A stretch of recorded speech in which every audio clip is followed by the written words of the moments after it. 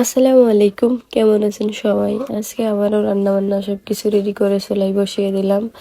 আজকে লাউ রান্না করব আর ফুলকপি রান্না করব। এই যে দেখেন খুব সুন্দর 2টা লাউ কেটে নিছে। এদিকে টমেটো, তারপর কাঁচামরিচ, ধনিয়ার পাতা, পেঁয়াজ, রসুন সবকিছু কেটে কুটে সবকিছু রেডি করে নিয়ে আসছে চুলার পার। এই যে দেখেন এই সুন্দর সুন্দর ফুলকপি আমাদের জমি থেকে নিয়ে আসছি লাউ রান্নার জন্য। কাঁচামরিচ, তারপর মশলা, পেঁয়াজ, মাছ সবকিছু একসাথে ভালোভাবে মশলা দিয়ে কষিয়ে নিচ্ছি। তারপরে এখানে লাউগুলো দিয়ে দিলাম, উপরে কয়েক পিস টমেটো দিয়ে দিলাম। আসলে এখন লাউয়ের সাথে টমেটো দিলে খুবই ভালো হয় তরকারি। আর এদিকে দেখেন সবুজ কালার ফুলকপি, এই ফুলকপিগুলো আমাদের ক্ষেতের। কয়েকদিন আগে আমার ভিডিওতে গাছগুলা দেখাইছিলাম। আর মাশাল্লাহ এখন থেকে ফুলকপি বেচা শুরু হয়ে গেছে।